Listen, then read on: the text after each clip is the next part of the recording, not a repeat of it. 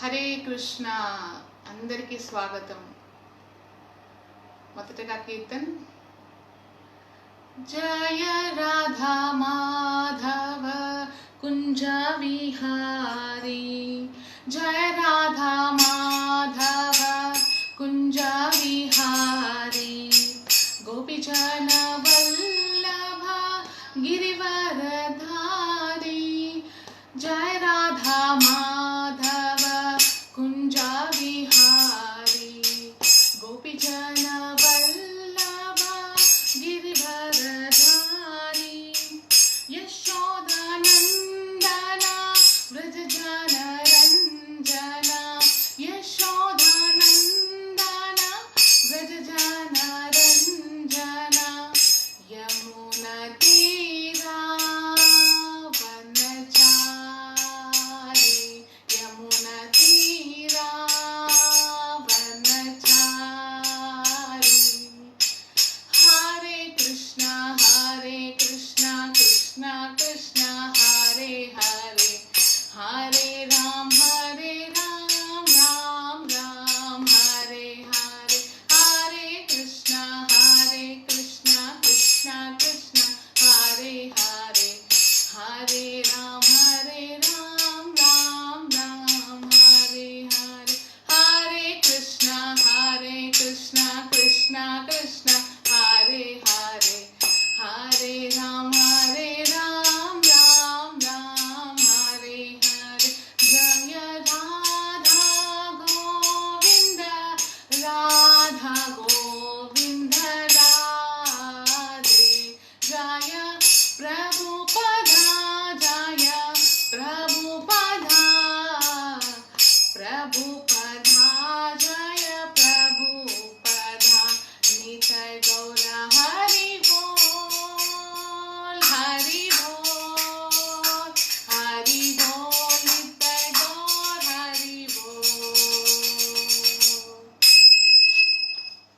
श्रीमद् भागवतम की जय, श्री प्रभुपाद की जय, अनंत कोटि वैष्णव वृंद की जय, गौर प्रेमानंदे हरि हरि बोल.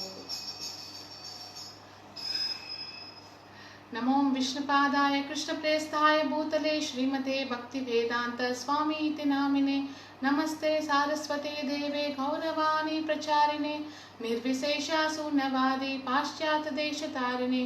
जय श्री कृष्ण चैतन्य प्रभु नित्यानंद, श्री अद्वैत गदाधर श्रीवासादि गौर भक्त वृंद. हरे कृष्ण कृष्ण कृष्ण हरे हरे, हरे राम राम राम हरे हरे.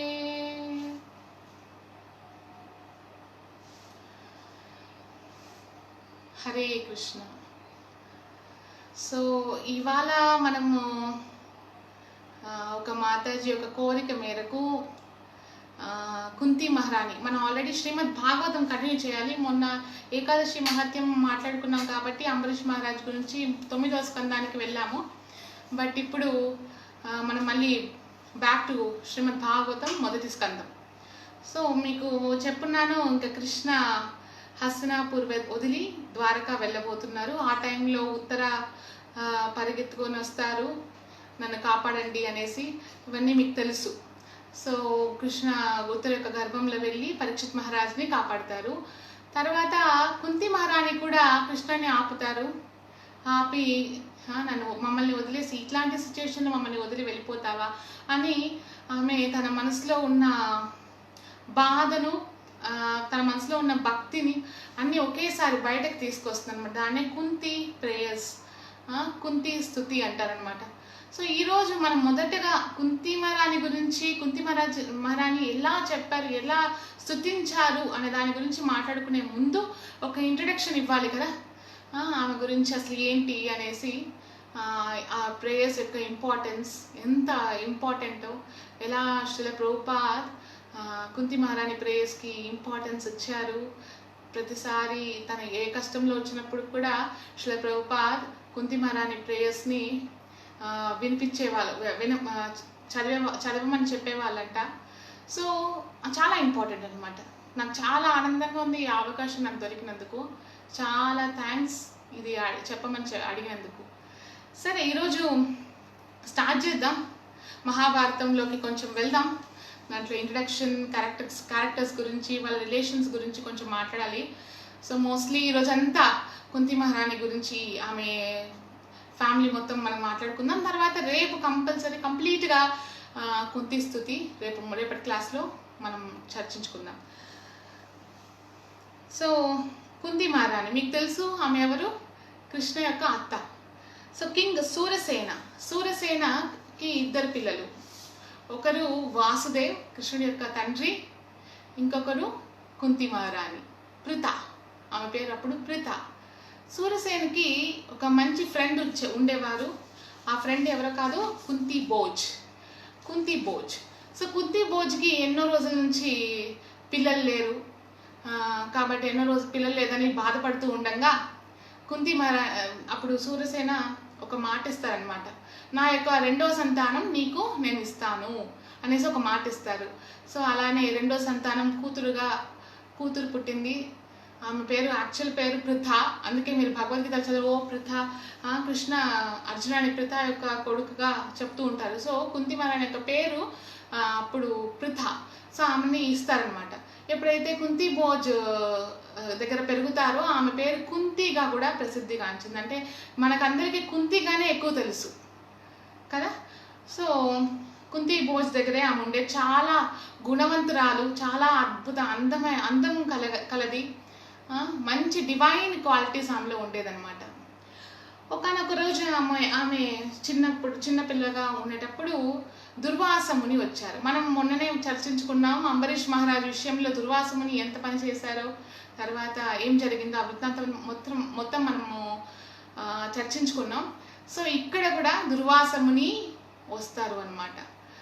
ఇంకా కొన్ని సందర్భాల్లో అంబరీష్ మహారాజనే కాదు, చాలా సందర్భాల్లో ముఖ్యంగా దుర్యోధన దగ్గరికి దుర్యోధన దగ్గరికి దుర్వాస ముని ఒకరోజు వస్తారనమాట.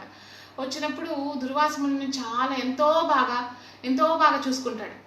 చాలా భయం కదా, ఎందుకంటే దుర్వాస ముని అంటే అందరికీ భయం. ఆయనకి ఎక్కువ కోపం వస్తుంది అండ్ తప్పులు వెతుకుతాడు, ఎలాగని శపిస్తాడు అనమాట. చాలా జాగ్రత్తగా ఆయనకి సేవను అందించాలి. సో దుర్యోధన చాలా చక్కగా సేవను అందిస్తాడు అనమాట. ఆయన దుర్యోధన చేసిన సేవకి మెచ్చి ఏం కావాలి నీకు కోరుకో అనేసి దుర్వాస ముని అడిగినప్పుడు అప్పుడు దుర్యోధన అంటారు, మీరు నాకు ఇంత ఆశీర్వాదం ఇచ్చారు కదా, మా పాండవులకు కూడా వాళ్ళని కూడా ఆశీర్వదించండి, వాళ్ళకి మీరు బ్లెస్ చేయాలి, దయచేసి వాళ్ళ దగ్గరికి వెళ్ళి మీరు సర్వీస్ని తీసుకోవాలి అనేసి అంటారు. సరే అలాగే వెళ్తాను అనేసి దుర్వాస ముని చెప్తారు. సరే కానీ మీరు వెళ్ళండి, కానీ ఒక టైం చెప్తాను, ఆ టైంలోనే వెళ్ళాలి. యాక్చువల్గా మీకు తెలుసు కదా దుర్యోధన యొక్క డిప్లొమాటిక్ నేచర్. తనకి యాక్చువల్గా కావాల్సింది పాండవులు పతనం అయిపోవాలి, కానీ బయటకి మాత్రం వాళ్ళకి కూడా మీ ఆశీర్వాదం కావాలి అనేసి అంటారు. సో చెప్తారు, మీరు ఎప్పుడు వెళ్తారు అంటే కరెక్ట్గా ద్రౌపది అన్నం తిన్నాక మీరు వెళ్ళండి అనేసి చెప్తారనమాట. సరే దుర్వాస ముని కూడా అలానే ఒప్పుకుంటారు. మొత్తం తన డిసైపుల్స్, దుర్వాస ముని యొక్క డిసైపుల్స్ మొత్తం 64,000 మంది ఉంటారనమాట, తన శిష్యులు. వాళ్ళతో వెళ్తాడు. కానీ దానికంటే ముందు ఎప్పుడైతే పాండవులు వనవాసానికి వెళ్ళాల్సి వచ్చిందో అప్పుడు బ్రాహ్మణులు ఎవరైతే ఉన్నారో పాండవుల కింగ్డంలో, ఆ రాజ్యంలో, వాళ్ళందరూ అంటారు, మీరు వెళ్తున్నారు కదా, మేము మీతో పాటు వచ్చేస్తాము అనేసి. అప్పుడు పాండవులు, ముఖ్యంగా యుధిష్ఠిరుడు కలత చెందుతారనమాట. మామూలుగా మేము రాజుగా ఉన్నప్పుడు రోజుకి 16,000 బ్రాహ్మణులకి వాళ్ళు మంచిగా భోజనాలు పెట్టడం కానీ, గోల్డ్ ప్లేట్స్లో, గోల్డ్ బౌల్స్లో చక్కగా వాళ్ళకి సేవను అందించేవారు. కానీ ఇప్పుడు మాకు ఏమీ లేదు, మా చేతిలో ఏమీ లేదు, వీఆర్ పాపర్స్, మాకు ఏమీ లేదు, మేమే వనవాసానికి వెళ్తున్నాం. అలాంటప్పుడు ఈ టైంలో మీరు మాతో ఉండడం మంచిది కాదు అనేసి అంటారనమాట యుధిష్ఠిర మహారాజ్. అప్పుడు వీళ్ళంటారు బ్రాహ్మణులు, మాకేం అక్కర్లేదు, మేము తినకుండా కూడా ఉండగలుగుతాము, దయచేసి మమ్మల్ని మీతో ఉండనివ్వండి అనేసి బ్రాహ్మణులు అడుగుతారు. అప్పుడు యుధిష్ఠిర మహారాజుకి ఏం చేయాలో అర్థం కాకుండా తన యొక్క గురువు అయిన కన్వముని అడుగుతారు ఏం చెయ్యాలి అనేసి. అప్పుడు తన గురువు హరే కృష్ణ, అప్పుడు తన గురువు కృష్ణ ఓకే. సో అప్పుడు తన గురువు అయిన కన్వమునిని అడగమని చెప్తారనమాట. కన్వముని చెప్తారు, ఇక్కడ మొత్తము మనకు ఫుడ్ ఏదైతే దొరుకుతుందో అది సూర్య భగవానుడి వల్లనే కదా, సో సూర్యుడినే మీరు కోరుకోండి, సూర్యుడే మీకు ఏదో ఒకటి బ్లెస్ చేస్తారు ఖచ్చితంగా అనేసి. సరే అనేసి సూర్య భగవాన్ని కోరుకుంటారనమాట. యుధిష్ఠిర మహారాజ్ అందరూ కలిసి సూర్య భగవాన్ని కోరుకుంటారు, ఎలాగైనా అందరికీ మేము సేవను అందించాలి, మీరే మమ్మల్ని కాపాడాలి అని. అప్పుడు సూర్య భగవానుడు తృప్తి చెంది వాళ్ళకి అక్షయ పాత్ర, మీరు వింటారు కదా అక్షయ పాత్ర ఇస్తారన్నమాట. ఈ అక్షయ పాత్రలు ఏదైతే మీరు వంట చేస్తారో అది ఎంతమందికి ఎండ్లెస్ మెంబర్స్ ఎంతమందికైనా మీరు ప్రసాదాన్ని ఇవ్వచ్చు అనేసి చెప్తారు. కానీ దాంట్లో లాస్ట్ మెతుకున్నంత వరకే, కంప్లీట్గా అయిపోయిందంటే ఇంకా ఆ రోజు అయిపోయిందనమాట. సరే అనేసి వీళ్ళు చాలా సంతృప్తి పడి ఇంకా అది ఈ విషయం మన దుర్యోధనకి తెలుసు కాబట్టి అందరికీ మొత్తం అందరు బ్రాహ్మణులకి అందరికీ పెట్టేశాకే మన ద్రౌపది తింటారు. ద్రౌపది ఎప్పుడైతే తినేశారో ఇంక దాంట్లో ఏం మిగలదు కదా. ఆ టైంలో దుర్వాస ముని వెళ్తే ఖచ్చితంగా వీళ్ళకి ఒక మంచి శాపం దొరుకుతుంది. దుర్వాస ముని శపిస్తారు, వాళ్ళు మొత్తం పతనం అయిపోతారు అన్న కోరికతో దుర్యోధన ఈ ప్లాన్ చెప్తారనమాట. సరే దుర్వాస ముని ఎంతమంది శిష్యులతో వెళ్తారు? 64,000 శిష్యులతో వెళ్తారనమాట దుర్వాస ముని. వెళ్ళిన వెంటనే యుధిష్ఠిర చూసిన వెంటనే చాలా సంతోషం అయిపోతుంది. రండి రండి, మీరు ముందుగా వెళ్ళి స్నానం ఆచరించి రండి, మీకు అందరికీ మేము రెడీ చేసి పెడతాము అనేసి అంటారనమాట. కానీ ఆ టైంకి యుధిష్ఠిరకి తెలీదు మన ద్రౌపది తినేశారనేసి. సో యుధిష్ఠిర మహారాజు అంతా ఓకే కదా, ద్రౌపది ఉంది కదా అనేసి అన్నట్టు అడిగినప్పుడు అయ్యో నేను తినేసానండి, ఏమీ లేదు అందులో. అప్పుడు వీళ్ళకంతా భయం వేస్తుంది, అయ్యో ఇంట్లో బ్రాహ్మణులు వచ్చి గొప్ప సేజ్ ఆయన ఇలా చేస్తే ఎలా అని బాధపడతారు అన్నమాట. అప్పుడు అందరూ కలిసి కృష్ణ కృష్ణ అని కోరుకుంటారు. కృష్ణుడిని పిలుస్తాను, నువ్వే కాపాడాలి మమ్మల్ని, దీని నుంచి కాపాడాలి ఎలాగైనా అనేసి అంటే అప్పుడు కృష్ణుడు స్వయంగా వచ్చి అక్కడ ఆ పాత్రను తీసుకొని రమ్మంటారు. ఇక్కడ చెప్తారు కొంతమంది కృష్ణుడికి బాగా నమ్మకం అంటారు, నమ్మకం అనమాట. ద్రౌపది కడిగిన పాత్ర కొంచెం చక్కగా కడిగిండదు, ఎంతో కొంతన్నా ఉంటుందని ఒక నమ్మకం అనమాట కృష్ణుడికి. జస్ట్ జోవియల్ టర్మ్స్లో చెప్తారనమాట. సరే ఇప్పుడు ఎప్పుడైతే ఆ పాట్ని చూసినప్పుడు ఒక చిన్న మెతుకు ఉంటుంది అక్కడ. ఆ చిన్న మెతుకుని తీసుకొని కృష్ణుడు తినేస్తారు. ఆయన ఎప్పుడైతే తినేస్తారో ఏమవుతుంది? యస్మిన్ తుష్ట జగత్తుష్ట. ఎప్పుడైతే కృష్ణ సాటిస్ఫైడో మొత్తం జగత్ అందరూ ఎవరైతే ఉన్నారో అందరూ సాటిస్ఫైడ్. అవునా? అప్పుడు ఏమైంది? ఆయన ఎప్పుడైతే తినేసి తేపొదులుతారు అనమాట. అప్పుడు అక్కడ ఉన్న దుర్వాసముని వాళ్ళ శిష్య బృందం మొత్తం 64,000 మంది వాళ్ళందరూ కూడా తేపలు వదులుతారు అనమాట. ఏదో ఇంత దాకా తిన్నంత ఫీలింగ్ అనమాట. అప్పుడు అందరికీ ఏమైపోతుందంటే ఇంకేం చేయాలో అర్థం కావట్లేదు. దుర్వాసముని అదే ఇప్పుడే కదా మనం ఏం తినలేదు కదా, ఎందుకు ఇలా? సరే ఇప్పుడు వెళ్తే యుధిష్ఠిర మహారాజు ప్రసాదాలని రెడీ చేసి పెట్టుంటారు, వెళ్ళి తినకుండా రాలేము అనేసి అక్కడి నుంచి ఆయన తిరిగి వెళ్ళిపోవడమే శ్రేయస్కరం అనేసి అందరూ తిరిగి వెళ్ళిపోతారు. దిస్ ఇస్ వాట్ కృష్ణ అనుకుంటే ఏమైనా చేయొచ్చు. ఆయన ఒక చిన్న మెతుకు, ఆయన సంతృప్తి పడాలంటే ఆయన మన దగ్గర ఏం కోరుకోరు. చిన్నగా ఏదైనా మనం ఆయన సంతృప్తి పరచడానికి ఏదో పెద్దవి చేయాల్సిన అవసరం లేదు. ప్యూర్ హార్ట్తో పత్రం పుష్పం ఫలం తోయం, ప్యూర్ హార్ట్ ఆయనకి ఇస్తున్న, ఆయన సంతృప్తి చేయడానికి నేను ఏదో నా వల్ల అయింది నేను ఇస్తున్నాను అనే ఆలోచనతో మనం ఏదైనా చేసామంటే ఖచ్చితంగా భగవంతుడు సంతృప్తి పడతాడు. సో ఇట్లా భక్తవత్సల కదా ఎలా వచ్చి కాపాడాడు చూడండి, అలా కాపాడతాడు. సో ఇలా దుర్వాస ముని గురించి మనం చాలా విన్నాం. అలాంటిదే ఇక్కడ కూడా జరగబోతుంది. ఇప్పుడు అలాంటి దుర్వాస మునినే ఈరోజు కుంతి భోజ్ భోజ్ డైనాస్టిక్ వచ్చి కుంతిదేవి, అప్పుడు కుంతి భోజ్ చెప్తారు నువ్వు చూసుకో అమ్మా అనేసి కుంతిదేవికి చెప్తారు, నువ్వు ఆయన్ని చక్కగా చూసుకో అని. ఇంకా కుంతిదేవి అసలు యాక్చువల్గా దుర్వాస ముని ఎవరో కాదు, శివ యొక్క ఇంకర్నేషన్. ఆయన యొక్క పనే తప్పులు వెతుకుతాడనమాట శపించడానికి. అదంతా కూడా దేవకార్యం, అది ఏదైనా సరే అది లాస్ట్కి మంచిదే. భగవంతుడి యొక్క లీల ఇవంతా కలిసి కూడా చెప్పాను కదా, శ్రీమద్ భాగవతంలో ఎవరైతే ఉన్నారో వాళ్ళందరూ భగవంతుడికి చాలా ఇష్టమైన వాళ్ళు. అండ్ భగవంతుడి యొక్క లీలలో వీళ్ళందరూ భాగస్వామ్యం తీసుకున్నారు. అంటే వీళ్ళు చాలా గొప్ప వాళ్ళు. విత్ డ్యూ రెస్పెక్ట్స్ దుర్వాస మునిని చాలా బాగా చూసుకున్నారు కుంతి మహారాణి. అలా సమ్టైమ్స్ ఏమవుతుందంటే రాత్రులు ఆడ్ అవర్స్, అంటే రాత్రులు పడుకునే టైంలో కూడా వచ్చి నాకు ఆకలిస్తుంది, నాకు ప్రసాదం కావాలి అనేసి అంటే అప్పుడు వెంటనే ఇంకా పరిగెడతారు. ఇంకా కుంతి మహారాణి ఏంటంటే ఆమె నిద్రపోదు, ఆమె వెయిట్ చేస్తూ ఉంటుంది, ఎప్పుడెప్పుడు సేవను అడుగుతారు, ఎప్పుడెప్పుడు రెడీగా ఉంటుంది సేవను అందించడానికి. ఆమె చాలా డివైన్ క్వాలిటీస్. వచ్చిన అతిథిని మంచిగా వాళ్ళకి సత్కరించాలన్న ఆలోచన ఆమెకు ఉంది కాబట్టి ఆమె వెయిట్ చేస్తుంది, రాత్రైనా సరే రెడీగా ఉంటుంది పిలిచిన వెంటనే పరిగెత్తడానికి. సో ఏ టైం లేచి ఆయన అడిగినా కూడా ఆమె నిద్రపోకుండా మేల్కొనే ఉంటుంది, చక్కగా సేవను అందిస్తుంది. ఇంత సేవను అందించాక దుర్వాస మునియే సంతృప్తి చెందుతారనమాట. అమ్మో ఎంత బాగా చేసింది చిన్నపిల్లైనా అనేసి. ఇంకోటి దుర్వాస ముని త్రికాల జ్ఞాని, అంటే త్రికాల దర్శి. అంటే ఆయనకి పాస్ట్, ప్రెసెంట్, ఫ్యూచర్ ఏమేమి జరుగుతుందో ముందు వాళ్ళకి తెలుసు అన్నమాట.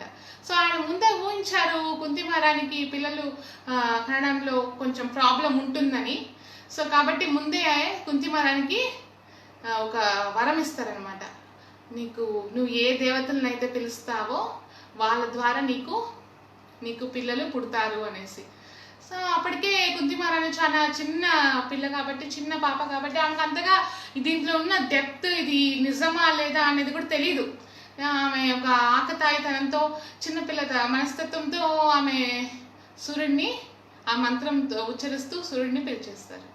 ఇంకా మీకు తెలుసు కదా, సూర్యదేవి వస్తారు. ఇంకా ఆమె అంటున్నాము, నాకు వద్దు, నాకు ఇంకా పెళ్లి కాలేదు, దయచేసి ఇలాంటివి చేయొద్దండి, అంటే నాకు ఇప్పుడే పిల్లలు అనేది వద్దు అంటే అప్పుడు సూర్యదేవి చెప్తారు, నువ్వు నన్ను పిలిచేసావు, నా యొక్క పర్పస్ నేను చేయాలి కదా, నీకు అన్యత్వం ఏం కాకుండా బిడ్డ అనేది పుడతాడు అనేసి. సరే ఇంకా కవచ కుండలాలతో కర్ణ పుడతాడు. అప్పుడు ఆమె ఇంకేం చేయాలి అందరికీ తెలియకూడదు కాబట్టి మీకు తెలుసు, ఇంకా వృత్తాంతం బాస్కెట్లో పెట్టి ఆమె తర్వాత రాధ, అధిరథ వాళ్ళకి దొరుకుతారు కర్ణ. ఇదంతా నెక్స్ట్ విషయాలు ఇవన్నీ, అది మహాభారతం మాట్లాడుకున్నప్పుడు వీ కెన్ స్పీక్. సో ఇది ఒక పక్క ఇలా జరిగింది అన్నట్టు చిన్నప్పుడే. తర్వాత ఇప్పుడు కొన్ని రోజుల తర్వాత ఏమైంది, కుంతి మహారాణి ఎవరిని పెళ్లి చేసుకున్నారు, పాండురాజుని పెళ్లి చేసుకున్నారు. సరే పాండురాజు కురువంశం నుంచి వచ్చారు. సో కురువంశంలో ఏంటి యాక్చువల్గా ఫస్ట్ ఎవరు, శాంతను గంగాదేవిని పెళ్లి చేసుకుంటారు. గంగాదేవి ఒక కండిషన్ పెడతారు, నేను పిల్లని కన్న వెంటనే నీళ్ళలో గంగానదిలో వదిలేస్తాను, నువ్వు ఏం అనకూడదు, నువ్వు అడిగినప్పుడే నేను వెళ్ళిపోతాను.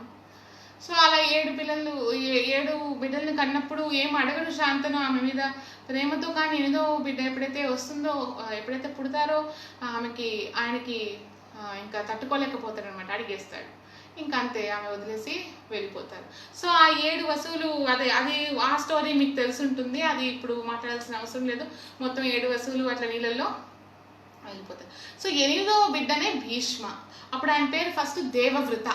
ఆయనకి భీష్మ అనే పేరు ఎందుకు వచ్చిందంటే ఆయన అంత పెద్ద ప్రతిజ్ఞ తీసుకున్నాడు అనమాట. సరే శాంతను సత్యవతి అనే ఆవిని చూసి ఇష్టపడతారు. సత్యవతిని పెళ్లి చేసుకోవాలంటే సత్యవతి యొక్క తండ్రి ఒక కండిషన్ పెడతారు, 2 కండిషన్స్. యాక్చువల్లీ ఒక కండిషన్ ఏంటంటే నా కూతురి కడుపులో ఎవరైతే పుడతారో వాళ్ళే రాజ్యం వెళ్ళాలి, వాళ్ళే కింగ్ అవ్వాలి అనేసి.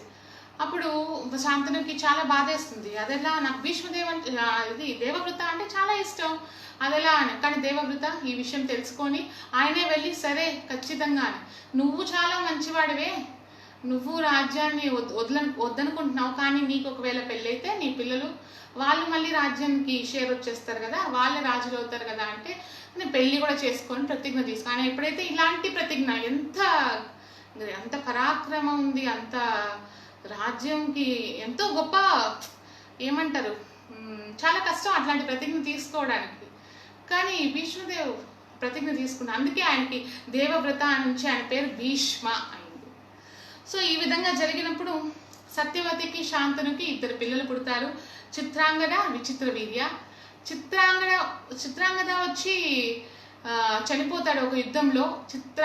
ఇంకో చిత్రాంగద ఉంటారు, ఆ చిత్రాంగదతో కలిసి యుద్ధంలో చిత్రాంగద చనిపోతారు. ఎందుకు యుద్ధం చేశారంటే ఇంకో చిత్రాంగద ఎవరైతే ఉన్నాడో తనకి పేరు చాలా మంచి పేరు ఉందన్నమాట.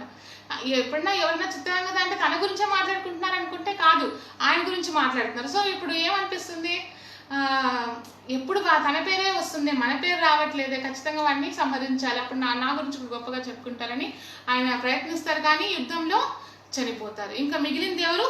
విచిత్ర వీర్య మాత్రమే. ఇంకేం చేస్తారు? విచిత్ర వీర్య రాజు అవుతారు. ఆయన రాజైనకి అక్కడ కష్టం ఉంటుంది, ఒక పద్ధతి అంటే నువ్వు పెళ్లి చేసుకోవాలి. సరే ఇప్పుడు ఎవరిని పెళ్లి చేసుకోవాలంటే ఇప్పుడు భీష్మ వెళ్ళి కాశీరాజు యొక్క కుమార్తెలు ముగ్గురు, అంబ, అంబిక, అంబాలిక. వీళ్ళు యాక్చువల్గా దుర్గా యొక్క అంశం అన్నమాట. ఆ ముగ్గురు ఈ అంబ, అంబిక, అంబాలికని తీసుకొచ్చేస్తారు. అందరు అక్కడున్న స్వయంవరంలో వచ్చిన రాజులందరినీ ఫైట్ చేసి భీష్మ ముగ్గురిని తీసుకొచ్చేస్తారు. అప్పుడు అంబ చెప్తారు, నాకు పెళ్లి చేసుకోవడానికి ఇష్టం లేదు, ఎందుకంటే నేను ఆల్రెడీ స్వయంవరంలో వచ్చిన సాల్వాని ఇష్టపడ్డాను, ఆయన మీద మనసు పడ్డాను. అంటే అప్పుడు భీష్మ చెప్తా, సరే నువ్వు వెళ్ళి ఆయన్నే పెళ్లి చేసుకో, నన్ను క్షమించు, నువ్వు వెళ్ళి పెళ్లి చేసుకో అనేసి అంటారు. సరే ఆ అమ్మాయి ఏం చెప్తారు, సరే నేను వెళ్తానని ఆ సాల్వా దగ్గరికి వెళ్తారు. కానీ సాల్వా తిరస్కరిస్తారు. నేనన్నా బిచ్చగాడిని, ఆమె బెగ్గర్, నేను ఫైట్ చేశాను, నేను ఓడిపోయాను, ఇప్పుడు నాకెందుకు ఇది భిక్ష, నాకు అవసరం లేదు, నువ్వు ఆయన వెళ్ళి పెళ్లి చేసుకో అనేసి అంటే మళ్ళీ భీష్మ దగ్గరికి వెళ్తారు. భీష్మ కుదరదంటే కుదరదు, నేను ఆల్రెడీ ఒక ప్రామిస్ తీసుకున్నాను, ఒక ఓ తీసుకున్నాను, సో ఐ కెన్ నాట్, నేను పెళ్ళి చేసుకోను. ఇలా మళ్ళీ ఏమవుతుంది, అంబ అడవుల్లోకి వెళ్తుంది. అక్కడ తన యొక్క తాతయ్య ఉంటారు. తాతయ్య అడిగితే ఏం చెయ్యాలి అని తాతయ్య చెప్తారు, పరశురామే భీష్మ యొక్క గురువు, సో పరశురాముని అడుగు, ఆయన ఇప్పుడే వస్తారు, ఆయన అడుగు, ఆయన ఏదైనా సహాయం చేస్తారు అని. అప్పుడు పరశురాం చెప్తారు, నేను చెప్పి చూస్తాను నిన్ను పెళ్లి చేసుకోమని అని. ఇంకా పరశురాం వెళ్తారు భీష్మ దగ్గర ఆమెని పెళ్లి చేసుకోమని అడగడానికి. భీష్మ, మీరు ఏమన్నా చెప్పండి గురుదేవ్, మీరు ఏ చెప్పినా ఒప్పుకుంటాను, కానీ ఈ విషయంలో అది కుదరదు, నేను ఆల్రెడీ ఒక ప్రామిస్ చేశాను, నేను ఆ మాట మీద నిలబడాలి అంటే. అందుకే కదా ఆయన పేరు భీష్మ. సో ఇంకా ఇద్దరు ఎట్లా అంటే కొట్లాడతారు అనమాట, పరశురామ్ అండ్ భీష్మ. ఎన్నో రోజులు సాగుతుంది. లాస్ట్కి ఇంకా పరశురామ్ అనుకుంటారు, సరే నేనే కదా నీకు విద్య నేర్పించాను, నువ్వే ఇంత బాగా చేస్తావు అంటే ఆయన కూడా ప్లీజ్ అయిపోతాడు. పరశురామ్ కూడా భగవంతుడి యొక్క ఇంకర్నేషన్ కదా ఆయన కూడా, సో ఆయన కూడా ప్లీజ్ అయిపోతాడు సరే అనేసి. ఇంకా ఆయన చెప్పేస్తారు అంబాకి, నేనేం చేయలేను, ఇది కుదరని పని ఈ జన్మకి అనేసి. అప్పుడు అంబ ఆ మనసులో డిజైర్ ఉంటుంది అనమాట, ఎట్లయినా ఆయన్ని చంపాలన్న కోరికతో ఆమె ఇది ఫైర్లోకి వెళ్ళిపోతుంది, నిప్పులోకి ప్రాణత్యాగం చేసేస్తుంది. సో అలా ఎప్పుడైతే ఆ కోరికతో వెళ్ళింది కాబట్టి ఆమె నెక్స్ట్ జన్మలో ద్రుపదకి పుడుతుంది, శిఖండిగా. మీకు తెలుసు మళ్ళీ శిఖండి ద్వారానే, శిఖండి ఏం భీష్మాన్ని చంపలేదు, శిఖండి ఈజ్ ఒక కాజ్ అంతే. ఆమె వల్ల భీష్మ అనేది లాస్ట్లో ప్రాణాన్ని త్యాగం చేస్తారు. సో ఇదంతా అయింది అంబాలిక వృత్తాంతం. ఇంకా అంబిక అండ్ అంబాలిక ఉన్నారు. ఈ అంబిక అంబాలిక ఏమైంది, వాళ్ళిద్దరూ విచిత్ర వీరిని పెళ్లి చేసుకుంటారు. విచిత్ర వీర్య ఎంతసేపు ఈ మైథున క్రియలోనే ఉండిపోతూ తన యొక్క బాడీ సహకరించదు, ట్యూబర్కులోసిస్ వచ్చేస్తుంది, ఆయనకి ఎంతో హెల్త్ కాంప్లికేషన్స్ అయిపోయి విచిత్ర వీర్య కూడా అంటే ఎక్కువగా సెన్స్ సాటిస్ఫాక్షన్ కోసం ఆయన మైథున క్రియలో ఉండడం వల్ల ఆయనకి ఏదో ఒక హెల్త్ కాంప్లికేషన్ వచ్చి ఆయన కూడా ప్రాణాన్ని వదిలేస్తారు. ఇప్పుడు ఏమైంది, ఇంకెవరు లేదు, ఇంకా ఈ కురు డైనాసిటీకి ఇంకో వారిస్ అనేది లేదు. భీష్మ పెళ్లి చేసుకోరు, ఆయన రాజు అవ్వడు, ఇంకెలా సత్యవతి అంత అడుగుతారు నువ్వు పెళ్లి చేసే, అది కుదరదు. సరే వాళ్ళనైనా పెళ్లి చేసుకో అంబిక, వాళ్ళకి అది కుదరదు అంటారు. ఇంకా ఒక 5 విషయాలు కలియుగంలో ప్రొహిబిటెడ్ అనమాట, అది చేయకూడదు కలియుగంలో 5 విషయాలు. ఒకటి, హార్స్ సాక్రిఫైస్ చేయకూడదు. సెకండ్, కౌ సాక్రిఫైస్ చేయకూడదు. మూడోది, ఏకదండి సన్యాస తీసుకోకూడదు. ఏకదండి, మన ఇస్కాన్లో త్రిదండి, ఏకదండి సన్యాస తీసుకోకూడదు. కలియుగంలో ఇదంతా ప్రొహిబిటెడ్. ఫోర్త్ వచ్చి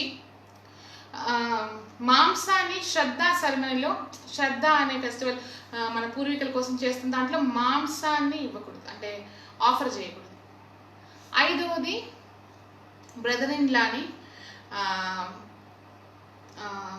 అదే ఇప్పుడు అంబిక అంబాలిక ఏమవుతారు భీష్మక, అలాంటి వాళ్ళతో కలిసి పిల్లల్ని కనకూడదు. బావ అంటారు కదా, బావతో కలిసి. సో ఈ విధంగా ఈ 5 రూల్స్ ప్రొహిబిటెడ్ కాబట్టి నేను పెళ్ళి చేసుకోలేను, అండ్ మోర్ ఓవర్ నేను ఆల్రెడీ ప్రతిజ్ఞ తీసుకున్నాను అనేసి భీష్మ సత్యవతికి చెప్తారు. అప్పుడు సత్యవతికి ఒకటి గుర్తొచ్చింది, పరాశర ముని ద్వారా తనకి భీష్మకు ఒక హాఫ్ బ్రదర్ ఉన్నాడు. ఎవరు? వ్యాసదేవి. సో వ్యాసదేవుని పిలిపించి అంబిక అంబాలికకి వ్యాసదేవి మూలంగా బిడ్డల్ని సంతానం కలిగించవచ్చు అని వాళ్ళకు ఒక ఐడియా వస్తుంది. అది శాస్త్రపరంగా కూడా న్యాయమే అనిపించి అది చేస్తారనమాట. అలా చేసినప్పుడు అంబికాకి ధృతరాష్ట్ర, అంబాలికకి పాండురాజ, అండ్ ఒక మెయిడ్ సర్వెంట్ పని మనిషికి పుట్టే బిడ్డే విదుర. విదుర అంటే ధర్మరాజు యొక్క అంశం. ఈ విధంగా ఈ 3 సంతానం అనేది కలుగుతుంది. ధృతరాష్ట్ర పుట్టినప్పటి నుంచే బ్లైండ్, ఆయనకి కళ్ళు కనపడదు కాబట్టి తను రాజు అవ్వలేకపోయాడు. ధృతరాష్ట్ర గాంధారిని పెళ్లి చేసుకుంటాడు. గాంధారి వచ్చి గాంధార్ అనే రాజు యొక్క కుమార్తె. సో ఈ గాంధార్ ఎక్కడ లేదు, ఆఫ్ఘనిస్తాన్లో ఇప్పుడు గాంధహార్ ఉంది కదా, అదే ఆ గాంధార్ అనే రాజ్యం ప్రస్తుతం ఆఫ్ఘన్, అంటే అప్పట్లో అదంతా కూడా మన భారతదేశమే. సో ఈ విధంగా జరిగింది. అలానే మన యొక్క పాండురాజ కుంతి మాద్రి ఇద్దరిని పెళ్లి చేసుకుంటారు అనమాట. ఇది ఇలా ఇప్పుడు దాకా ఒక బ్రీఫ్ ఇచ్చారనమాట.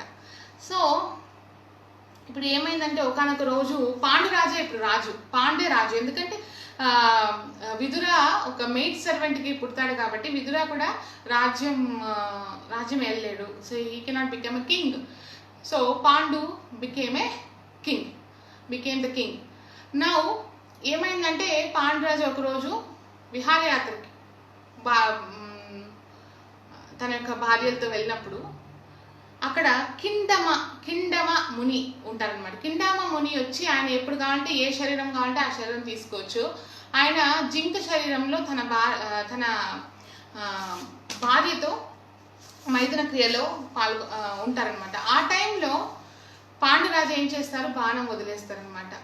అప్పుడు కిండమ ముని వెంట ఎప్పుడైతే బాణం వెళ్ళి తగిలిందో ఆ జింక శరీరంలో ఉన్న కిండమ ముని మానవ శరీరంలో మానవుడిగా అయ్యి చెప్తాడనమాట, ఇలా చేయడం నీకు న్యాయమేనా అంటే అప్పుడు ఆయన చెప్తారు, శక్తి ధర్మమే కదా, ఏముంది, నేను వేటాడుతున్నానంటే వేటాడచ్చు, ఎలాంటి సమయంలో వేటాడచ్చు, ఇది తప్పు నువ్వు చేసింది అనేసి శపిస్తారు. నువ్వు కూడా ఎప్పుడైతే నీ భార్యతో కలవాలనుకుంటావో, ఎప్పుడైతే కలుస్తావో నీ ప్రాణం కూడా పోతుంది.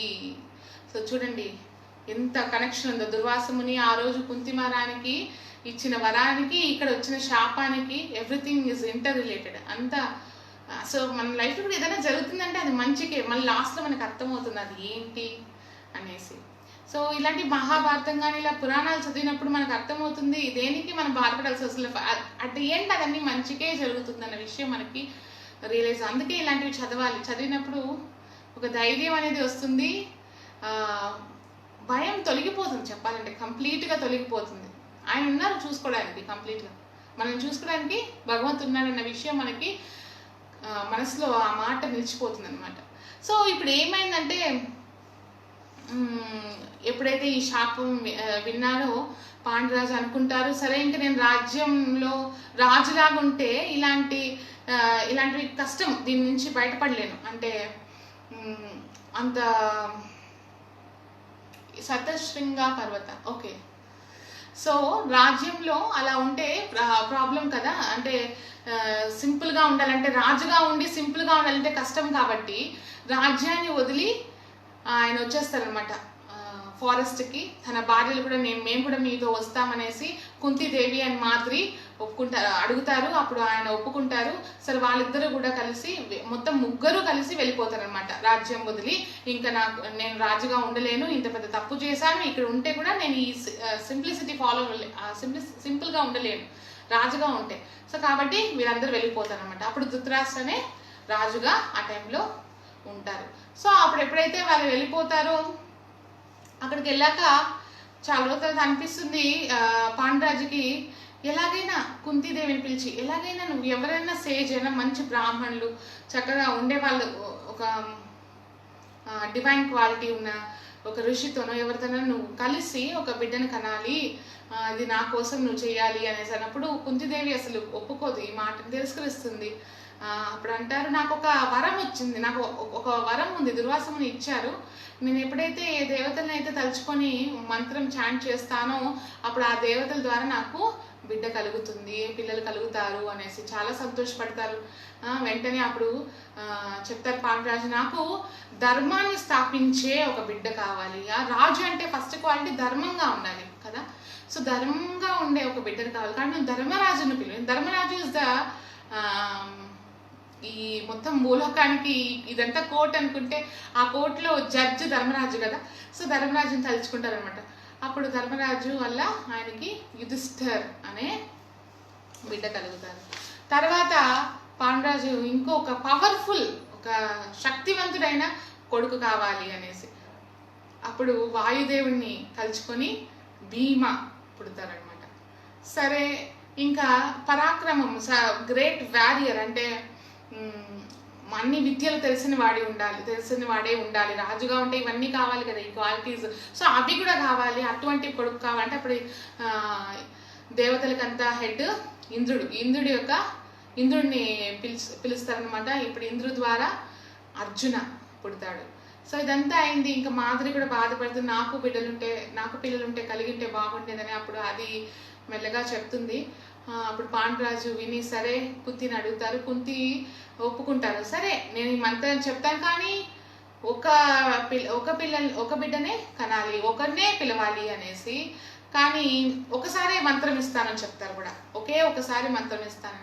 సరే అనుకుంటారు, ఒకేసారి ఇచ్చారు, వాళ్ళకి 3 పిల్లలు, నాకు 2 పిల్లలు కావాలి కాబట్టి ఆ ఒక్కసారి ఆ మంత్రాన్ని పిలుస్తూ అశ్విని కుమార్ని పిలుస్తుంది. ఆ మంత్రాన్ని చాంట్ చేస్తూ అశ్విని కుమార్ని తలుచుకుంటుంది. వెంటనే 2 నకుల సహదేవ్ 2 పుడతారనమాట. సో మొత్తానికి 5 పిల్లలు ఎవరైతే దేవతల నుంచి వచ్చారో వీళ్ళనే మనం ఈరోజు పాండవులు అని మనం పిలుస్తున్నాం. సో ముఖ్యంగా మీకు అందరికీ తెలుసు, ఈ పాండవుల యొక్క మదర్ ఎవరంటే కుంతి అనేస్తాం. అంటే ఏం జరిగిందంటే, ఎందుకు కుంతి మాత్రం, ఎందుకు మాధురి పేరు రాదు అంటే, ఒకరోజు ఏమైంది, మంచి ఆటం, ఒక మంచి సీజన్, పూలంతా బాగా వికసిస్తూ, రివర్స్ అంతా బాగా ఫ్లో అవుతూ చాలా బాగుంది, బర్డ్స్ అంతా, మొత్తం అట్మాస్ఫియర్ అంతా చాలా బాగుంది. అలాంటి టైంలో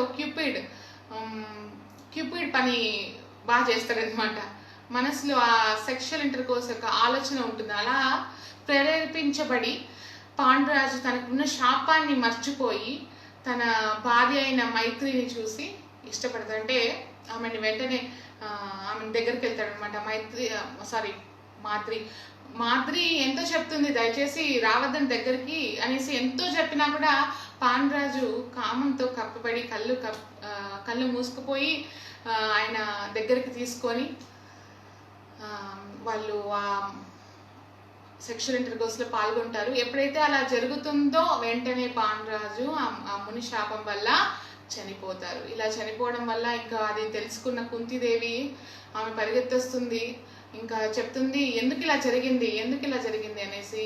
నేనేం చేయలేదు, అయినా నాదే తప్పు, నేను ఇలా ఉండిండకూడదు, ఆయన కనబడకుండా చక్కగా మంచిగా దుస్తులకు ధరించిండాలి అనేసి చెప్తుంటుంది. మాధురి అన్నీ చెప్తూ ఉంటుంది. సరేలే, జరిగిపోయింది, నేనే పెద్ద కాబట్టి నేనే ప్రాణాలు వదిలేస్తాను, ఆయనతో పాటు సతీలోకి వెళ్ళిపోతాను అనేసి. అంటే అప్పుడు మాధురి చెప్తుంది, లేదు, దీంట్లో నేనే ఇన్వాల్వ్ అయ్యాను కాబట్టి నేనే ఆయనతో పాటు ప్రాణాలను వదిలేస్తాను, అంటే ఆయన చనిపోయారు కదా, ఆ సతీలోకి నేను వెళ్ళిపోతాను, అండ్ నాకన్నా నీకే 3 పిల్లలు, నీకే రెస్పాన్సిబిలిటీ ఎక్కువ, నువ్వే వాళ్ళని చూసుకోవాలి, నేను వాళ్ళని అంత బాగా తీసుకురాలేను, నా వల్లే జరిగింది కాబట్టి నేనే వెళ్ళిపోతానని ఆమె సతీలోకి వెళ్ళిపోతుంది. కుంతిదేవి మాత్రం ఉండిపోతుంది అనమాట ఈ భౌతిక ప్రపంచంలో.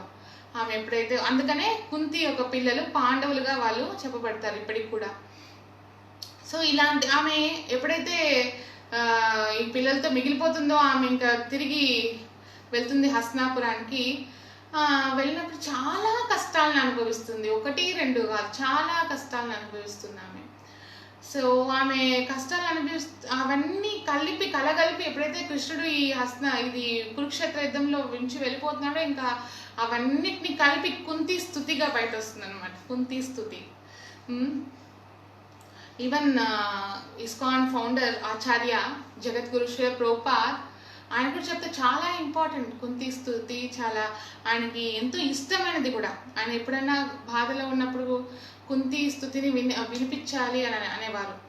అందుకని ఒక టీచింగ్స్ ఆఫ్ క్వీన్ కుంతి, ఎవరికైతే బుక్ కావాలనుకున్నారో ఆఫ్టర్ లాక్డౌన్ మీరు వెళ్ళి తెచ్చుకోవచ్చు. టీచింగ్స్ ఆఫ్ క్వీన్ కుంతి అని శ్రీమద్ భాగవతంలో ఏదైతే ఉందో దాని ఒక బుక్ రూపంలో ప్రభుపాద్ రిలీజ్ చేశారు. తెలుగులోనూ ఉంది, ఇంగ్లీష్లోనూ ఉంది. ఎవరికి కావాలన్నా వాళ్ళు దయచేసి దాన్ని తీసుకొని చదవండి. ఆ శ్లోకాలని ఎంతో చక్కగా వివరించారు శ్రీల ప్రభుపాద్, భాష్యం రాశారు. సో మీరు ఇంకోటి వచ్చేసి మనకి 10వ స్కందంలో ఎన్నో ప్రేయర్స్ ఉంది, ఎంతో మంది గొప్ప భక్తులు. మనకు తెలుసు చాలా మంది గొప్ప భక్తుల గురించి మనం మాట్లాడుకోం. నేను చెప్పాను కదా, భాగవతం అంటేనే భగవంతుల గురించి, భాగవతుల గురించి, అంటే భక్తుల గురించి. కాబట్టి ఎంతో మంది భక్తుల గురించి మనం మాట్లాడుకుంటాం. అందులో ముఖ్యంగా కుంతి ప్రేయర్స్ ఇంపార్టెంట్, చాలా ఇంపార్టెంట్. అంటే మనకి 10వ స్కందంలో మీకే తెలుసుంటుంది ఆల్రెడీ, బృందావన్లో గోపీలు కృష్ణుడి కోసం పాడిన గోపీ గీత్ ఉంది, వేణు గీత్ ఉంది. తర్వాత 11వ స్కందంలో ఉద్ధవ గీత్, ఇవన్నీ చాలా ఫేమస్. అయినప్పటికీ కుంతి గీత్ అన్ని ఫేమస్, బట్ కుంతి యొక్క స్తుతి కూడా అది ఎందుకు అంత ఫేమస్, అది అంత ఇంపార్టెన్స్ ఎందుకు అంటే ఆమె ఎంతో బాధపడి చాలా లైఫ్లో ఎంతో అనుభవించి, ఆమె ఎన్ని కష్టాలు వచ్చినా కృష్ణుడు ఉన్నాడన్న నమ్మకం, కృష్ణుడి అంటే లోపల నుంచి వచ్చిందనమాట. ఇప్పుడు మనం మామూలుగా ఏదైనా పోయట్ రాసాము అంటే ఎవరన్నా ఉండొచ్చు టాలెంటెడ్గా, ఈ భౌతిక ప్రపంచంలో టాలెంటెడ్ పీపుల్ చాలా మంది ఉన్నారు. కానీ వాళ్ళు దేని మీద రాయమంటే రాసేస్తారు. కానీ భగవంతుడి గురించి రాయాలంటే మనకి సరిపోదు, మనకంత శాస్త్ర చక్షువు లేదు, అట్లాంటి నేత్రాలు లేదు. భగవంతుని యాజ్ ఇట్ ఈస్ చెప్పలేము మనం. సో గొప్ప భక్తులు మాత్రమే, ఇలాంటి ఎగ్జాల్టెడ్ డివోటీస్ మాత్రమే గ్లోరిఫై చేయగలుగుతారు భగవంతుని. సో ఇట్లాంటి ఎగ్జాల్టెడ్ డివోటీస్ ఎప్పుడైతే గ్లోరిఫై చేస్తారో దాన్ని మనము చాలా అదేమంటారు, మనసుకు తీసుకోవడానికి ట్రై చేయాలి. ఓ ఈ విధంగా భగవంతుడిని ప్రేమించాలా, ఓ భగవంతుడు అంటే ఇలానా అనే విషయాలన్నీ మనకి ఈ యొక్క భక్తుల యొక్క స్థుతిలోనే అర్థమవుతుంది. ఇప్పుడు సూర్యుడు ఉన్నాడు, సూర్యుడు ఒక రేస్ అన్ని చోట్ల వెళ్తుంది, అన్ని చోట్ల. కానీ ఒక గుహ ఉంటే ఆ గుహ లోపలికి వెళ్ళదు కదా, ఎందుకంటే ఆ గుహ కవర్డ్గా ఉన్న వాళ్ళకి దాని యొక్క సూర్యుడు యొక్క రేస్ లోపలికి వెళ్ళదు. బట్ సూర్యుడు ఉన్నాడు, అందరికీ ఈక్వల్గా ఇస్తున్నాడు. So it is covered, so it is not able to take it. అలానే భగవంతుడి యొక్క ప్రేమ అందరికీ రెడీలీ అవైలబుల్. కానీ దాన్ని తీసుకోవడానికి రిసెప్టర్ ఉండాలి కదా, ఇక్కడ తీసుకోగలగాలి కదా. అలా తీసుకున్న వాళ్ళే గొప్ప భక్తులు. సో వాళ్ళ ద్వారా వచ్చిన ప్రేయర్స్ ఇవి. భగవంతుని అర్థం చేసుకోవాలంటే వీళ్ళ prayers is very important for us to understand and discuss. ఇంకా వీళ్ళైతే రోజు కూడా ఈ ప్రేయర్స్ మనం భగవంతుని ముందు వెళ్ళి మాట్లాడాలి ఈ విధంగా. సో మన భక్తిలో నేను మీకు చెప్పాను, శ్రవణం, కీర్తనం, విష్ణోహో స్మరణం, పాద సేవనం, దాస్యం, నివేదనం, ఆత్మ నివేదనం, ఇవన్నీ సాఖ్యం, అర్చనం, వందనం, 9 రకాల భక్తి ఉందని మీకు చెప్పాను. సో దాంతోపాటు ముఖ్యం ఏంటంటే ఇట్లాంటి ప్రేయర్స్ని మనము అర్థం చేసుకోవడం ట్రై చేయాలి. ఇలాంటి ప్రేయర్స్ అర్థం చేసుకోవడం ట్రై చేయడం వల్ల భగవంతుడు అంటే ఎవరు, ఆయనకి ఏ విధంగా మనం భక్తి చెయ్యాలి అనేది మనకు అర్థమవుతుంది. అండ్ మొత్తం 64 ఎలిమెంట్స్ ఉన్నాయి సాధన భక్తిలో. అందులో భగవంతుడికి స్తుతించడం అనేది ఒక వన్ ఆఫ్ ద ఎలిమెంట్ అనమాట. భగవంతుడు స్తుతించడం, మనకి ఏంటో స్తుతించడానికి భగవంతుడి గురించి మనకు అన్ని లిమిటెడ్ సెన్సెస్, ఇంపర్ఫెక్ట్ సెన్సెస్. ఈ చెవులైనా సరే సూపర్సోనిక్, సబ్సోనిక్ వేవ్స్, దానికి మించి అది ఆ లిమిట్ దాటి అదేం వినలేదు, అంతకంటే తక్కువ సౌండ్ వినలేదు, ఆ లిమిట్ ఎక్కువ దానికంటే మించిన ఎక్కువ సౌండ్ వినలేదు. ఈ కళ్ళు అంతే, చీకట్లో కళ్ళు కనబడవు మనకి. డజంట్ మీన్ దట్ అక్కడ ఏం వస్తువులు లేదు, అట్లేం కాదు, చీకట్లో కనబడదు. We are limited. ఆ విషయం ఫస్ట్ మనకు అర్థం అవ్వాలి. సో భగవంతుడు is unlimited. The supreme lord is unlimited. So ఆయన అర్థం చేసుకోవాలంటే ఈ లిమిటెడ్ సెన్సెస్తో కుదురుతుందంటారా? Is it possible? కాబట్టి మనం భాగవతుల యొక్క రామాచార్య, మధ్వాచార్య, శ్రీల ప్రభుపాద వీళ్ళందరి యొక్క ఫుడ్ స్టెప్స్లో మనం నడవాలి. ప్యూర్ డివోటీస్ యొక్క వాళ్ళ వెనకలే మనం నడవాలి. వాళ్ళ వల్లనే మనకి భగవంతుని అర్థం చేసుకోవడం అనే ఒక ఆపర్చునిటీ దొరుకుతుంది. లేకపోతే it is not possible. So and ముఖ్యంగా చెప్పాలంటే ఈ వర్డ్స్ ఏదైతే ఉందో కుంతి స్థుతి, ఈ దాంట్లో ఉన్న శ్లోకాలు ఏదైతే ఉందో అది జస్ట్ వర్డ్స్ అయితే కాదు, అదేదో ఒక వర్డ్ అయితే కాదు. It is a devotional prayer, లోపల నుంచి వచ్చిన ప్రేయర్, భగవంతుని కళ్ళతో చూస్తూ మాట్లాడిన ప్రేయర్. సో అది ఒక వర్డ్గా మనం అనుకున్నామంటే అది చాలా తప్పు. దాంట్లో ఎంత డెప్త్ ఉందో అది తెలుసుకోవడానికి మనం ట్రై చేయాలన్నమాట. సో ఇది ఒక ట్రాన్సెండెంటల్ సౌండ్ వైబ్రేషన్. ఆ స్తుతి మనం రోజు చదివినా కూడా భగవంతుడు చాలా ప్లీజ్ అయిపోతాడు ఆబ్వియస్లీ. ఎందుకంటే ఈ ట్రాన్సెండెంటల్ వైబ్రేషన్ ఏదైతే స్థుతి ఉందో దీని ద్వారా మన అబ్సల్యూట్ ట్రూత్, ఎవరు సుప్రీం అనే విషయం మనం అర్థం చేసుకోగలుగుతాం.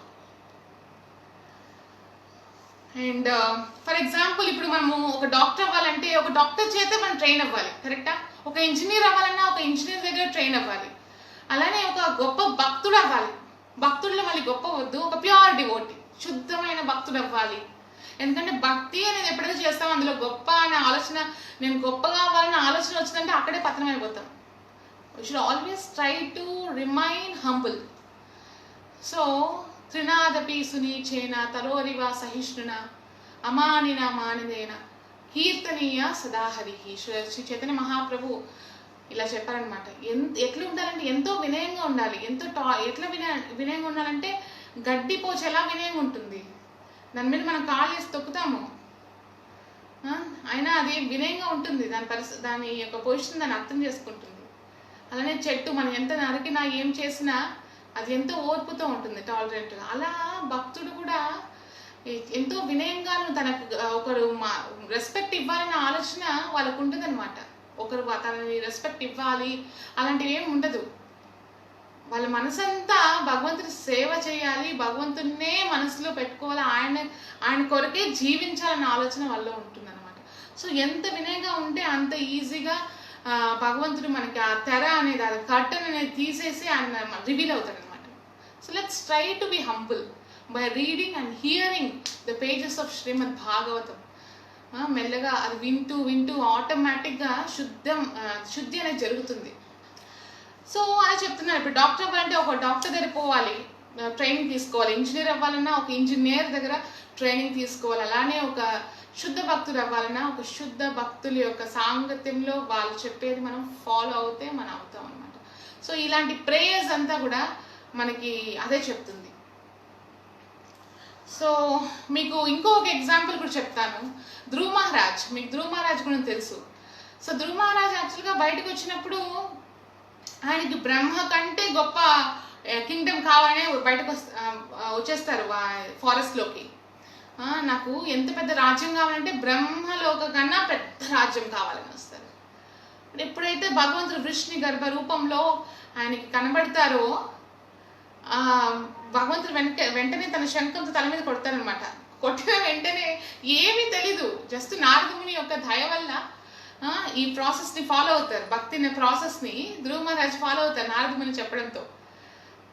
సో భగవంతుడు ఎప్పుడైతే శంఖంతో కొడతారో ఇంక వెంటనే తనకి జ్ఞానం వచ్చేస్తుంది అనమాట. భగవంతుడు ఏంటో అసలు అన్ని తెలుసుకొని లాస్ట్ డీప్ డివోషన్తో భగవంతుని స్తుతిస్తాడు ధ్రువ మహారాజ్. అలా లాస్ట్ నీకేం కావాలంటే నాకేం వద్దు, మీకు చెప్పాను కదా ఆయనకు కావాల్సింది భక్తుల యొక్క సాంగత్యంలో నీ గురించి వింటూ ఉండాలి, నాకు ఇంకేం వద్దు. సో ఇది జ్ఞానం ఎప్పుడైతే ఉంటుందో మనకు అర్థమైపోతుంది ఆటోమేటిక్గా. ఇంకేం ఇవి కాదు కావాల్సింది, భగవంతుడి యొక్క గ్లోరీస్ వినాలి, భగవంతుడి యొక్క సేవ చేయాలి, భక్తులతో ఉండాలి, ఇదే ఆయన నామాన్ని తీసుకోవాలి, ఇవే మనకు ఇంట్రెస్ట్ ఉంటుంది. అంటే ఎప్పుడైతే జ్ఞానం అనేది ఉంటుందో అప్పుడే ఇదంతా జరుగుతుంది. జ్ఞానం అంటే ఏదో నేను పెద్దగా ఏదో మెటీరియల్ ప్లాట్ఫామ్లో జ్ఞానం కాదు. జ్ఞానం అంటే స్పిరిచువల్ నాలెడ్జ్, తత్వ జ్ఞానం.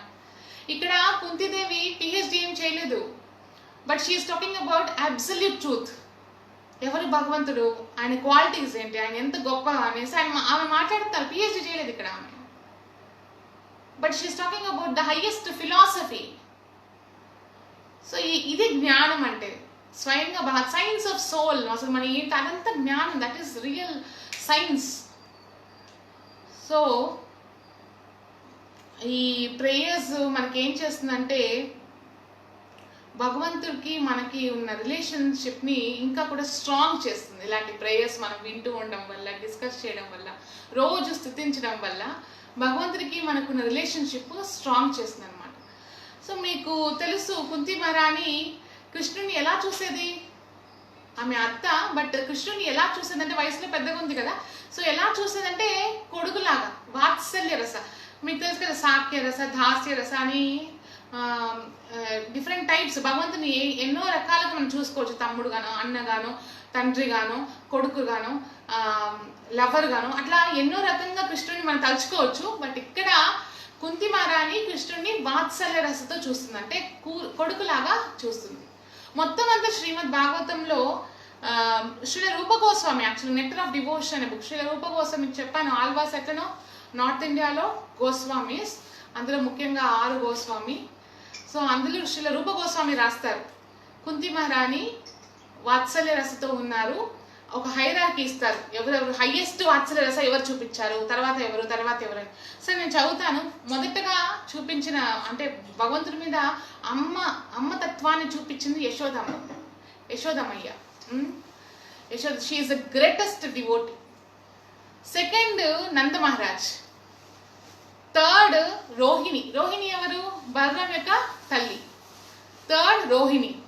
Fourth elderly gopis. అక్కడ ఎవరైతే పెద్ద గోపీస్ ఉంటారో బృందావన్లో, రజభూమిలో గోపీస్, ముఖ్యంగా బ్రహ్మ తీసుకెళ్ళిపోతారు కదా పిల్లల్ని, వాళ్ళ పిల్లల్ని బ్రహ్మ తీసుకెళ్ళిపోతారు, వాళ్ళ తల్లులు ఎవరైతే ఉన్నారో వాళ్ళు 4th place. 5th place Devaki. And 6th places Vasudev యొక్క 15 ఇంకో ఇతర 15 రాణులు. 6th place. 7th place is Kunti మహారాణి.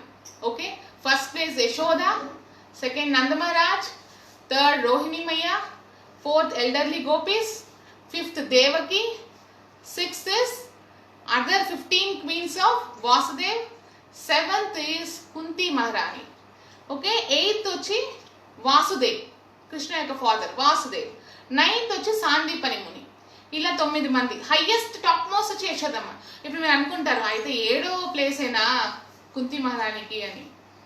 ఇదేదో ఒక స్టేట్ లెవెల్లో, సిటీ లెవెల్లో, డిస్ట్రిక్ట్ లెవెల్లో కాదు, మొత్తం బ్రహ్మాండంలోనే అందులో ఉన్న లిస్ట్ ఇది. సో కుంతి మహారాణి stands in 7th place. Isn't it great? Isn't she great?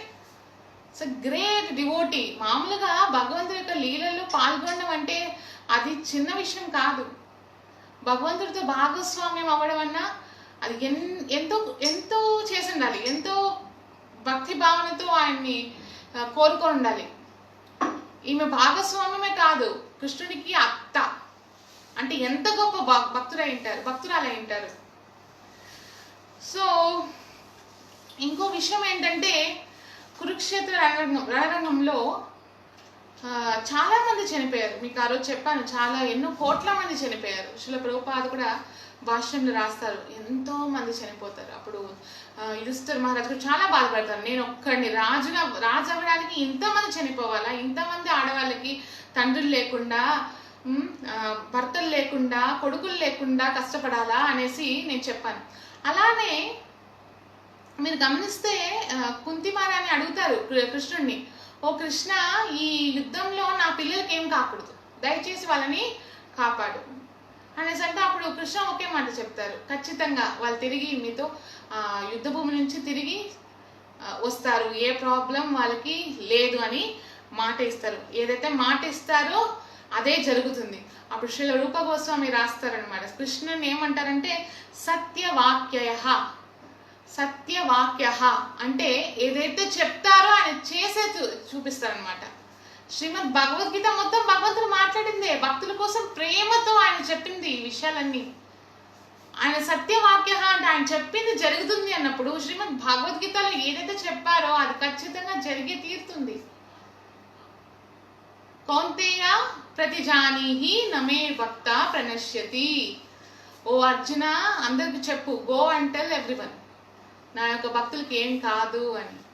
ఇదే కాదు, చాలా విషయంలో మీ యొక్క పాపాలు మాపి చేతసి పాపేభ్యో సర్వేభ్యో పాపకృత్తమః, మీ యొక్క పాపాలు మొత్తం తీసేస్తాను. సర్వం జ్ఞానం ప్లవేనైవ వృజీనం సద్దరిష్యసి. మిమ్మల్ని ఎట్లా పాపాలంతా తీసేస్తానంటే మీరు జ్ఞానం, ఆ జ్ఞానం అనే బోట్, ఆ పడవ మీద కూర్చున్నారంటే వృజీనం సంతరిష్యసి, ఈ సముద్రం, ఈ సంసారం అనే సముద్రం నుంచి, సాగరం నుంచి మిమ్మల్ని తీసి అటుపైకి తీసుకెళ్ళిపోతాను. ఇవన్నీ ఆయన చెప్పిన శ్లోకాలు. ఖచ్చితంగా అది సత్యం.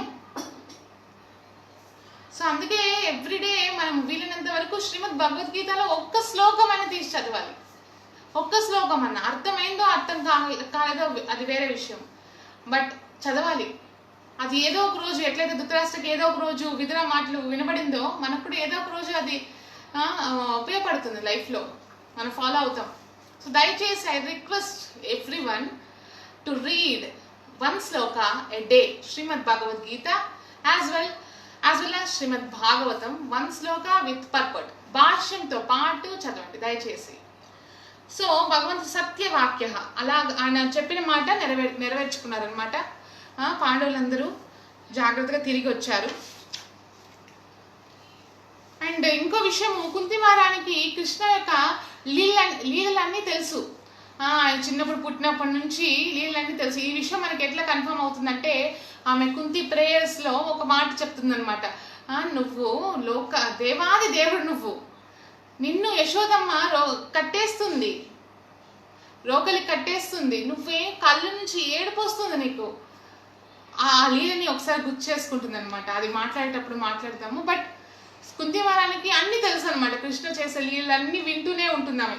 ఎవరి ద్వారా ఎవరు వచ్చినా అడుగుతుంది అనమాట. అలానే కృష్ణ కూడా మథురాలో ఉన్నప్పుడు తన యొక్క అంకులైన అక్రూరాన్ని పిలిచి ఒకసారి వెళ్ళి చూసేసరండి, ఎలా ఉన్నారో, మా అత్తయ్య ఎలా ఉందో, మా కజిన్స్ అందరూ ఎలా ఉన్నారో ఒకసారి చూసేసరండి, వాళ్ళందరూ జాగ్రత్తగా ఉన్నారా, ఆ దుర్యోధన చాలా ఎన్నో ప్లాన్స్ చేస్తున్నారు వాళ్ళని కష్టపెట్టడానికి, దయచేసి చూసేసరండి అనేసి అక్రూరాకి చెప్పి పంపిస్తారు. అక్రూరా కూడా కృష్ణ కోసం కృష్ణ అడిగాడనేసి 2 నెలలు కపుల్ ఆఫ్ మంత్స్ అక్కడ ఉండి చూసుకొని అక్కడ ఉన్నప్పుడు కుంతిదేవి అక్రూరా దగ్గరికి వెళ్ళి కృష్ణ ఎలా ఉన్నారు, కృష్ణ మళ్ళీ ఎప్పుడు తన యొక్క ముఖారవిందాన్ని నాకు చూపిస్తారు, మళ్ళీ ఆ దర్శనం ఎప్పుడు కలుగుతుంది అని ఆమె అడుగుతారు. సో ఆమె అంటే స్టార్టింగ్ నుంచే కృష్ణ మీద ఎంతో ప్రేమ అండ్ భక్తి కూడా ఉండేది ఆమెకి. ఈ సిచ్యువేషన్స్ అంతా మనకి తెలియజేస్తుంది అనమాట, ఆమె ఫస్ట్ నుంచే భక్తురాలు అని. సో కుంతి ఎందుకు ఇక్కడ చాలా బాధపడుతుందంటే, అసలు మీరు ఊహిస్తారా ఆ కురుక్షేత్ర యుద్ధంలో చెప్పగలుగుతారా ఎంతమంది లాస్ట్లో మిగిలిపోయారో? చాలా మంది చనిపోయారని చెప్పాను. సో లాస్ట్లో చావకుండా బయటకు వచ్చిన వాళ్ళు ఎంతమంది? Can anyone tell me? Comment me below. పాండవుల పక్క ఎంతమంది, కౌరవుల పక్క ఎంతమంది? ఏమైనా ఐడియా ఉందా?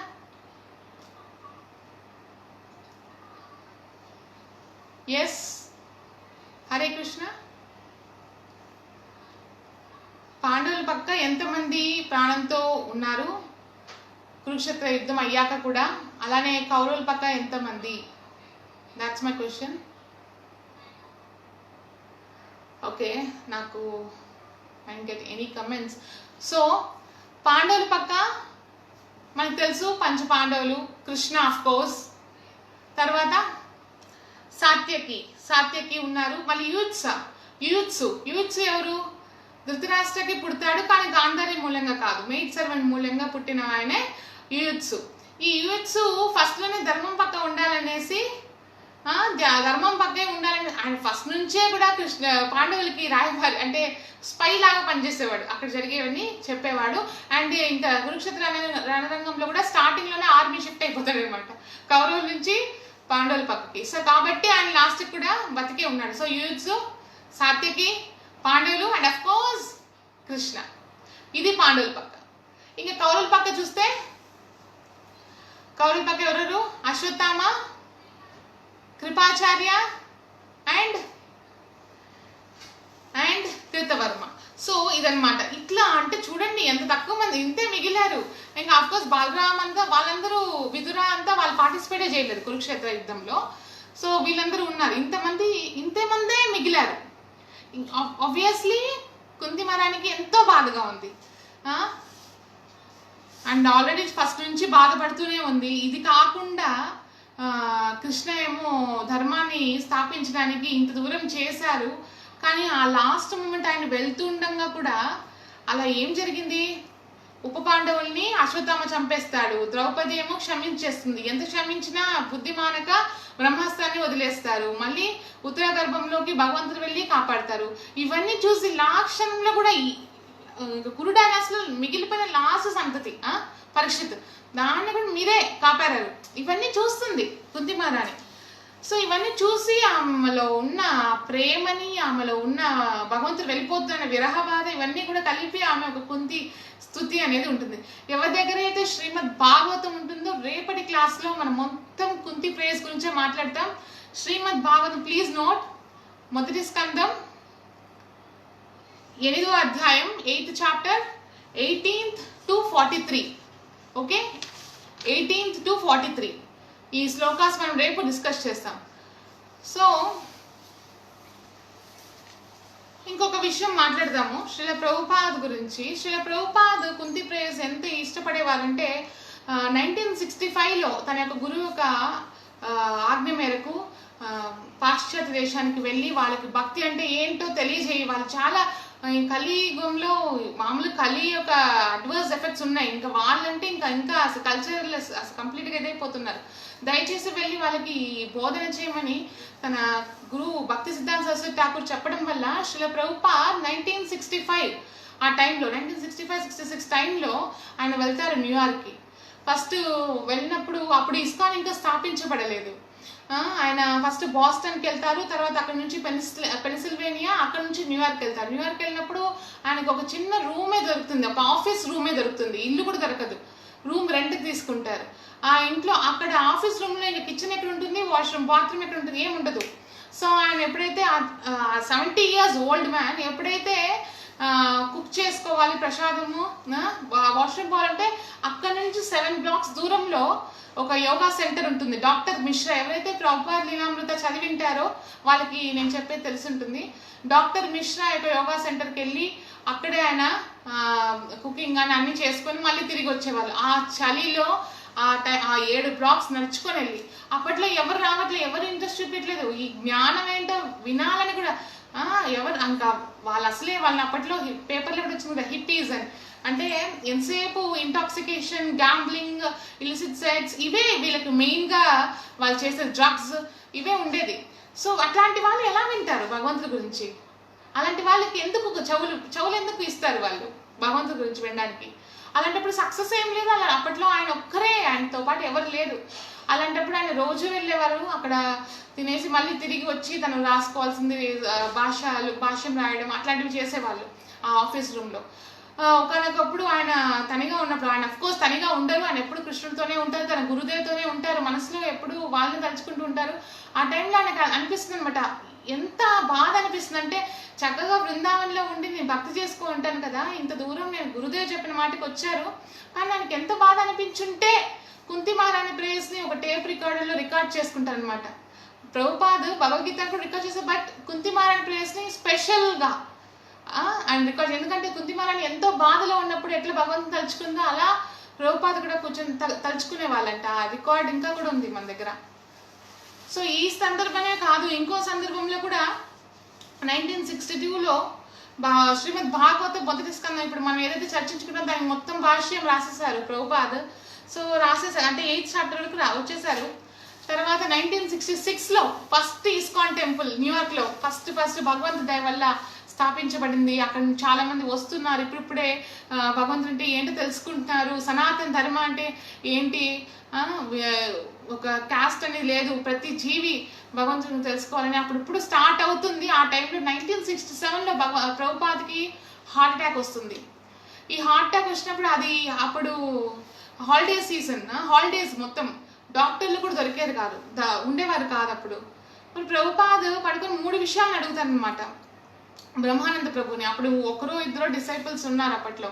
ఆ బ్రహ్మానంద ప్రభు ఫస్ట్ వచ్చి నరసింహ, లార్డ్ నరసింహదేవి యొక్క పిక్చర్ పెట్టండి, ఒక ఫోటో పెట్టండి ఇక్కడ అనేసి. రెండోది అక్కడున్న భక్తులు ఎవరైతే ఎంతో కొంత ఉంటారు కదా వాళ్ళకి పంపిస్తారనమాట. వాళ్ళకందరికి చెప్పారనమాట, దయచేసి నా కోసం హరే కృష్ణ కృష్ణ కృష్ణ హరే హరే, హరే రామ రామ రామ హరే హరే అని చాంటింగ్ చేయండి, నా యొక్క హెల్త్ బెటర్ అవ్వాలి, నేను సర్వీస్ని కొనసాగించాలి అనేసి.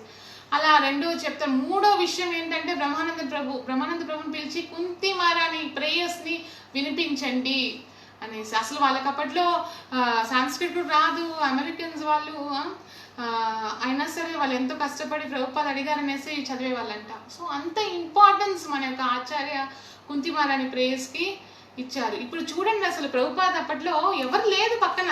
ఇప్పుడు మన పరిస్థితి చూసారా? మనం ప్రపంచంలో నలుమూలలో ఏ మూలన వెళ్ళండి, ఎక్కడికి వెళ్ళినా ఇస్కాన్ టెంపుల్ ఉంది, ఎక్కడికి వెళ్ళినా కృష్ణ ప్రసాదం దొరుకుతుంది, ఎక్కడికి వెళ్ళినా భక్తుల యొక్క సాంగత్యం దొరుకుతుంది. ఇదంతా గొప్ప ఆచార్యులు మన కోసం వాళ్ళు ఎంతో కష్టపడి చేసింది.